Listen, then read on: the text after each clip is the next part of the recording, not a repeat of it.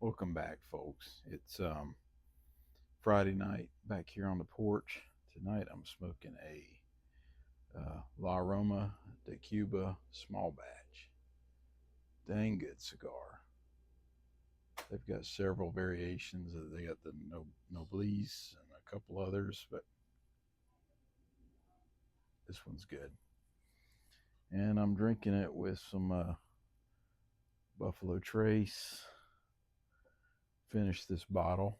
It was a store pick from the local Shores Liquor here near my house. Very good. Very good. I'm sure everybody's had Buffalo Trace.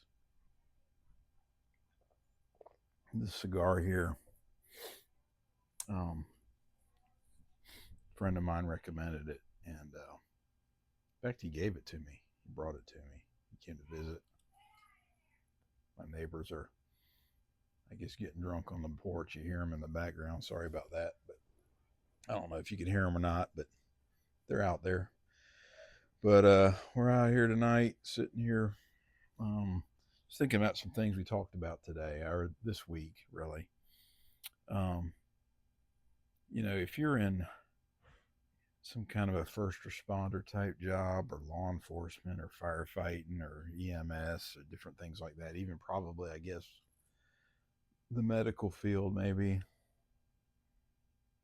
it's kind of more of a calling than a job. Because you're not going to get rich doing these things. We got, family members who do pretty good working for private businesses, um, far better than we do. My wife's in the medical field. We do okay, but we're by no means loaded or rich. But that's not why we do what we do.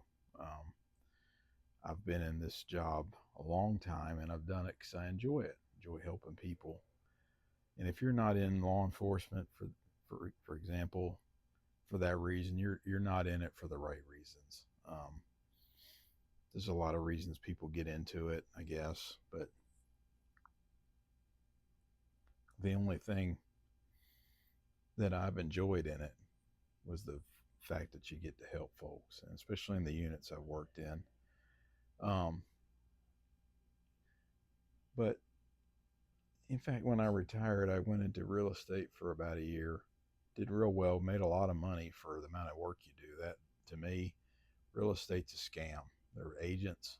I know they changed some of the rules for them, but a few years ago when I did it, I'm like, I can't believe you make this much money for doing this little work. It's just crazy, crazy what they make. But um, and I guess part of the problem with there is it's not steady, unless you're, one of the top sellers, you're not, you got to be really hustling, I guess. But as a retirement job, it's a lot of money compared to how hard I had to work for the same amount of money in my career. But regardless, I didn't like it. I remember the broker I worked for when I was talking about leaving. I was telling her I missed helping people, and I didn't feel like I was doing that. She goes, "Well, you're helping people achieve their dream of home ownership." And it told me I didn't say anything to her because people don't know, but to me, um, you probably that's not really somebody who's never really helped someone at their worst. And some of the things I've seen and done and seen people go through and help them out of. Um, was helping somebody, a rich person, buy a house because the area we live in, they're not rich, but they're pretty well off. If you live over here, you're doing pretty well. It's not the same. It's not the same, but you know, it is what it is. But I guess part of the thing we were talking this week about was, you know, I still work in law enforcement. It's a different type. It's more regulatory, and I enjoy it because I'm in a supervisory role, and I can kind of do some things I wasn't able to do before.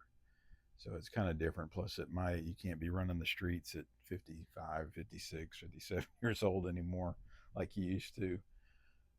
So it's good, but one thing you're going to miss when you leave these jobs like that is you're going to miss it. You're going to miss that feeling helping people, and it's not an ego thing. It's truly, I didn't do it for any recognition or anything like it. It was just when you truly help somebody when they're at their worst, somebody involved in human trafficking, child abuse, elderly abuse, some of the things that I worked, true victims, not some knucklehead was somewhere they weren't supposed to be and got victimized. You know that it's not right, but when you got a kid, a baby who you're standing there in the hospital, in the children's hospital, and um, you're the only one there with them at 3 o'clock in the morning, and they got a traumatic brain injury, brain dead. Gives you a new perspective. You're the only one there for that kid. It's really sad, but the problem is when you leave these jobs like that, you'll miss the job, but the job won't miss you. And what I'm saying is, you'll miss all those things that you were able to do in your career and all the people you were able to help. And most of them you never hear from again. I will say, in human trafficking, the last 5 years, my partner and I, we used to get Christmas cards every now and then. Well, every Christmas from a couple of victims that we helped out of it and who went on to get married and have kids and kind of straighten their lives out. And up until when we left, because they used to come to the sheriff's office, the cards and with pictures of their families, and man, that was a good feeling. Um, so you'll miss that, but the job when you leave, literally the next day there'll be somebody else sitting in your chair, and the agency will put you together a little shadow box and give you a little certificate or whatever they give you, or maybe if depending on the unit might buy you a plaque and you hang it up on your wall. But nobody cares. Nobody. It's kind of a weird thing. You give your heart and soul and life to doing something like that, and literally you walk out the door and the next day they forget about you, other than one or two people that you were friends with or you were tight with. The rest of them go, Mike who? Just I kind of remember that guy. It's strange because and I don't know. I never worked any other kind of job, but I can't imagine you working at like some insurance company. And I guess you work hard at what you do, no matter where you work.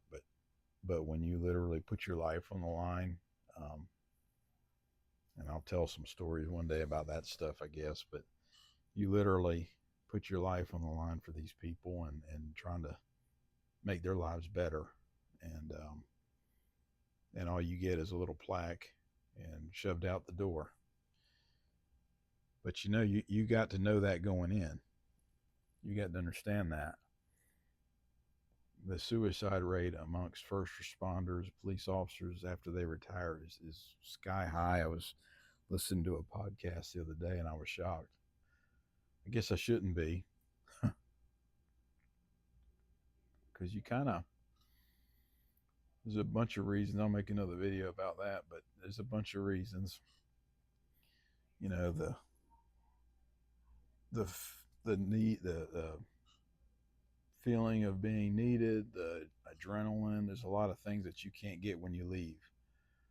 Um, you just cannot replicate it, no matter. Like I tried, and I ended up back in law enforcement again. Granted, it's not the same thing as what I was doing by any means, but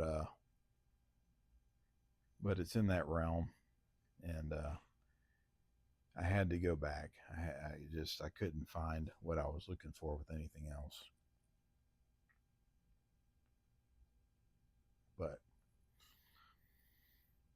so when you're hanging around these jobs, though, when it's time to go, you need to go, because you may be the most important person in the room when you're there, but when you leave, they'll keep on rolling without you. You got to keep that in perspective and keep that in mind. and not let it bother you, because that's the way it should be. Somebody should pick up the torch when you put it down. Somebody should pick up that baton and keep it rolling. Because if you don't, the whole system falls apart. You have to realize that there comes a time when it's time to step away and let it go. And if you can afford it and it's makes sense for you at that time in your life, don't give it a second thought. Um, I'm still working. I got my few things. I got some plans. It'll be a couple of years probably, I think, realistically, before I leave. I got everything paid off. I really just want to buy a new vehicle before I leave, so that'll kind of take me to the end. But and I kind of enjoy what I'm doing right now still. So, but I also know that in the back of my mind, you've only got so many years left, good years, healthy years that you can enjoy. So, you don't want to wait till you go to that yearly physical and they tell you, "Hey, man, we got a problem," and that's when you leave, because then it's too late. And that's what a lot of people do. It's funny. Our pension has a I guess it's a quarterly list, or no, it's the police death benefit fund. So, long story short, you put in $5 a payday, even in retirement, and then when you pass away, your family gets money to bury you pretty quick. And it's not run through the city. It's kind of run. I don't know, would you call it privately or what, but it's a pretty good amount of money to give you a good funeral. And but quarterly they put out a letter of all the folks that passed away. And it's a police, I think it's police and fires. And I don't know a whole lot of the firefighters, but sometimes you look at that list, when you're younger, you look at that list and it's always people my dad's age, who's, as you know, already was also retired from JSO. And it really didn't impact you. Like, oh, that's a shame. That guy, he was old. But now it's people my age and younger that are on that list. And it gets you thinking, how much longer do I have? How many good years do you have left? It's always that one more year that gets you. Just, but your job is not going to miss you back when you leave. I can assure you. My office where I sit now on the second floor, I got a pretty big, good sized window, being the boss. And it looks across the parking lot, and I could see my old office. We were off site because of what I did. We didn't have us at the sheriff's office. And I could see the old office I worked in. So every now and then I'll go over there. And slowly, the people that were there when I was there, they're slowly leaving. Most of them had less time than I did, but they're at this point leaving pretty regular. And you walk in and everybody, hey man, how's it going? How you doing? You doing all right and all, but they don't ever call to check on you. They don't, once you leave, you have one or two people that you'll still talk to. Really, the only person I really talk to regularly is my best friend, who actually left years ago and to work for a different sheriff's office. Really, the rest of them I rarely hear from unless they need something, honestly, a favor, or something like that. Nobody ever just calls you to check on you. It's just weird that you're so tight with these people. But that's probably any job, I guess, even in an office. If you work like a insurance company or something, it's probably the same. But anyway, just want you to keep that in mind. If you're hanging around thinking that job can't do it without you, or you're trying to get in that one last year, or you're trying to, you really don't know why you're still there, you need to really think about leaving. I think the reason most people are still working these police jobs and going to find a second career is because of insurance. I mean, that insurance is a killer. I mean, if you're a couple here in Florida anyway, you're probably paying $1,200 a month, for a couple. I mean, it's crazy just for health insurance. Never mind, dental and all the other stuff you need, vision, because as you get older, you can't see shit.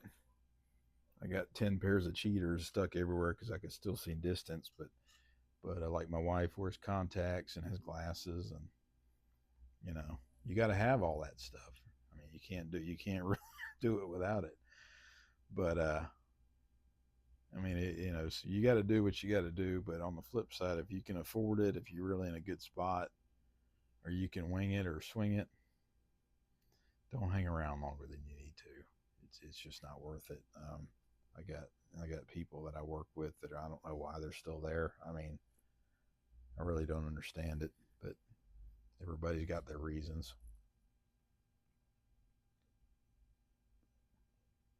Some of them are old enough for Medicare, and they're still hanging around. I don't know. I mean, I appreciate it. But I really wish they would go enjoy their lives instead of hanging around there, complaining about stuff. Because I mean, not that they're complainers, but just how work is. It's just especially nowadays, it's just different. But I enjoy what I'm doing. I'm gonna hang out a few more years. Give it a good opportunity. But if you're at a point in your career where you're kind of done, don't hang around just to hang around. Don't think that they won't survive without you. No matter who good you are, what kind of superstar you are, the next day when you're gone, somebody else will be sitting at your desk, and keep it going as it should be. As it should be. But anyway, that's all I got for tonight. I'm going to finish up this cigar. This thing, if you haven't, all these La Aroma de Cubas, I'm probably butchering that again with my redneck talk, but all of them in that line are pretty good. I've tried. I highly encourage it. There's some, most of the cigars, I've always bought them at local stores because I like to support the local stores, and plus you can buy singles. But I found a couple places online finally that'll let you buy singles, because usually they make you buy a 5-pack or a box. But like Cigars Daily with Tim Daly, I guess Tim Daly, is that his name? Yeah, he's on YouTube. I'm sure you've seen him if you're into cigars. They let you buy singles. And there's a few others that I've found here recently. I bought 5 singles from no, actually more than that. I think 7 singles from Cigars Daily the other day, and it's nice. I got it in the mail. Pretty. It was nice because then you don't have to. Because sometimes if you buy a box, even if you like the cigar, I found that by the time you're done smoking them, you're kind of done with them. And 5-packs, you hate to buy a 5-pack of something you really haven't tried or don't know, because then you're stuck with 5 of them. I guess you can give them away, but I hate to give away cigars to people that I don't like. That's people come to visit or something, or you go visit them. I usually like to bring a couple cigars to we'll trade. I don't want to bring them something that I don't like. I mean, unless they tell me, oh, I like those, and I'm happy to give them to them. I'll give them all 4 that I got left. But I don't want to bring them something just to get rid of it that I don't like, because that's messed up. If anything, I'll smoke it on a day when I'm doing something, or don't really need to sit and enjoy it. But anyway, that's all I got for tonight, and hope you guys have a good weekend. I'll probably make another video for the weekend's out, but if not, until next time, y'all have a good evening.